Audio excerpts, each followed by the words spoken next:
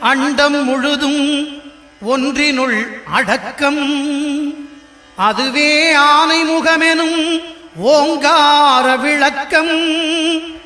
சுழலும் கோள்கள் அவன் சொல் கேட்கும். அவனை தொழுதால் போதும் நல்லதே நடக்கும். ஆனை முகனை தொழுதால் நவக்கிரகங்களும் மகிழும். நல்லதே நடக்கும், நல்லதே நடக்கும்.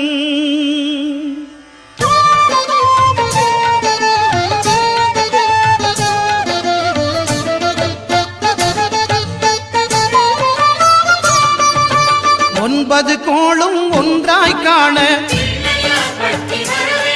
அங்கு கற்பகம் என்னும்